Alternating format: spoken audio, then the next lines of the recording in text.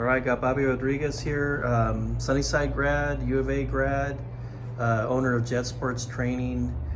This is the 10th anniversary, so congratulations on that. Thank you. A lot of facilities can't make it to 1 year. You made it to 10 years. So, and then you have a unique story behind it because you didn't start this here. You started way over in Brazil on a beach, right? Yeah. And it was just you starting it by yourself, and then, well, let me allow you to explain the story about that, the genesis of Jet Sports Training. So I was freshly out of college. I was living in Brazil at the time. Right after graduation, I moved. I was living with my godmother, and I was working during the day, and then around sunset, I would go down to the beach and work out, make up my own workouts, pull-ups, sit-ups, things like that.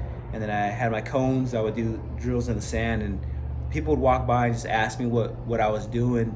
And I just said, I'm working out. You guys want to jump in? And as the months and weeks stacked, people started joining in my workouts, and then it became a big group. So I just told myself, when I go back to the United States, this is what I want to do. I want to train athletes, and I want to train the general public, through exercise and sports performance. So throughout the years, we've been able to build a team with Jet and train the general public and athletes of all walks of life. So it's been a long time coming, but I'm glad that I went, back to the original spot where Jet started, because it made me step back and look at the big picture and just look at the space where the first ideas of Jet came about. So it was very special, and it was moving.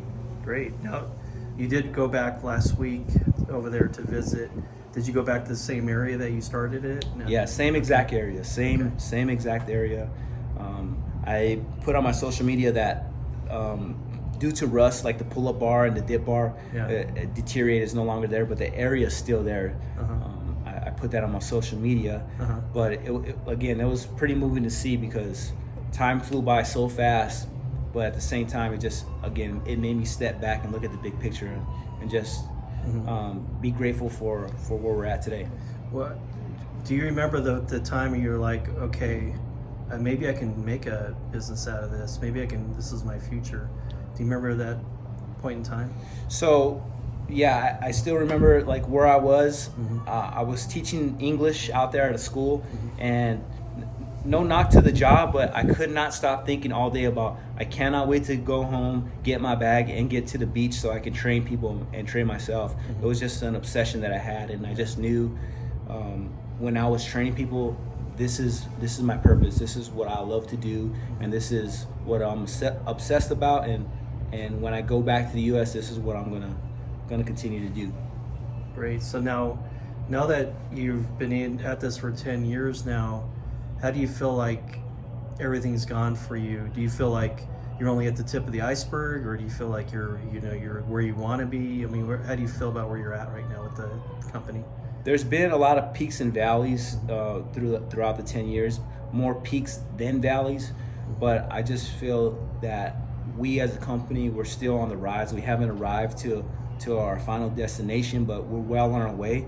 Obviously, we got to do the interview outside because it's so loud and so many people out there, so that speaks volumes. But I would say we're on our way. We're not there yet, but we're well on our way. Yeah, I mean, is it your goal, your vision to have more than one facility? I mean, I know we're talking way down the road, but or you like the idea of being in the south side? Maybe both, I guess. Maybe both of the things you like. I've told people this before.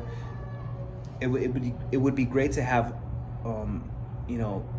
a lot of facilities around town, and even statewide, nationwide. But one thing that will never change is Jet will always be on the south side. They might be 5 in Tucson, but there will always be a Jet on the south side, because this is where I'm from, and I know what this side of town means to me and what it means to a lot of people in the surrounding areas. But most definitely, I would love to have a franchise where we have more than one location. Great. Now, when you look back at the time when you were graduating from the U of A, you were like you didn't know what to do at that point. You were in transition. So I mean, when you look back, was there a chance that you didn't go to Brazil and might have done something else, and that could have affected your whole future, right? Yeah, one of my second options was to go do wildfires in Idaho. So I had an opportunity to do that. It was paying at the time. It was paying like $45K in 2012, which was a lot of money for 8 months of work. So that was my other option, but I just felt in my heart that I needed a culture change. I needed a change of scenery.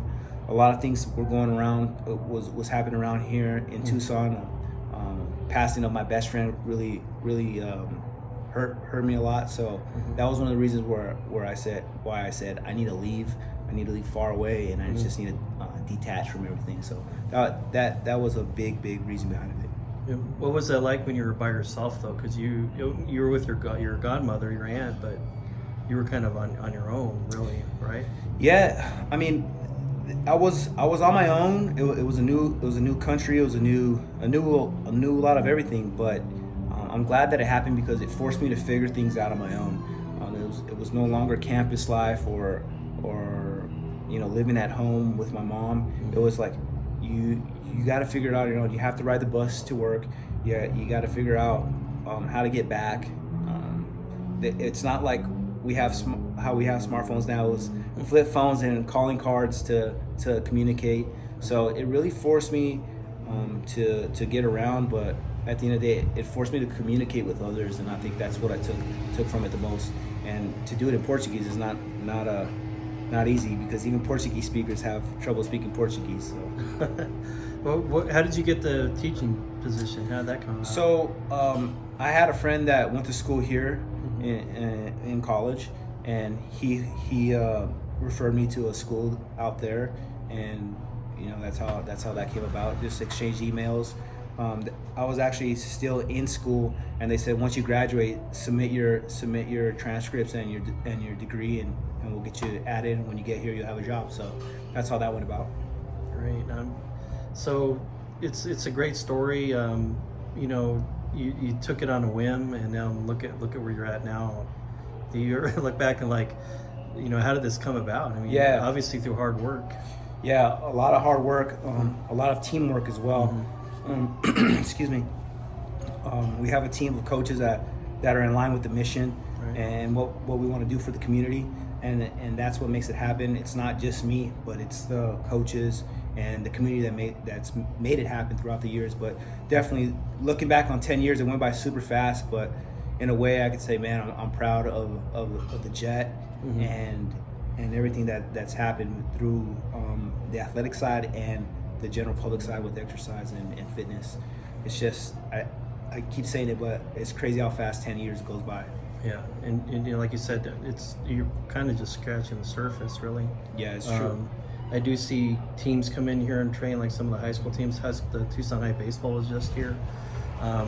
So it's developing where that didn't happen like even a couple of years ago, right? Yeah. So now you're getting more.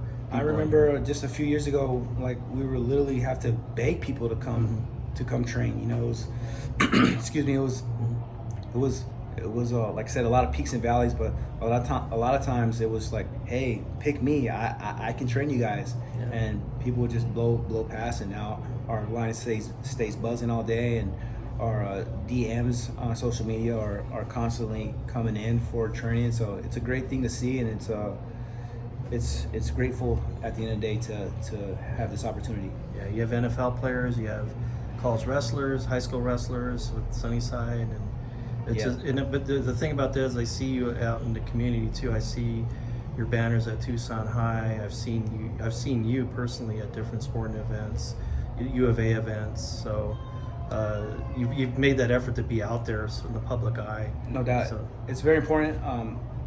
I expressed to the coaches here, like, let's be out in the community. Let's go to Little League games. Let's go to youth football games. Let's go to cheer competitions. Let's go to college games. Anywhere where our presence can be felt, let's go. And especially if we have athletes competing, even better. So great. Well, Bobby, congratulations on the 10 years. Thank you. Hopefully I'll be around 10 years from now and interview you again. But good luck to you. Thank you so much. Thank you.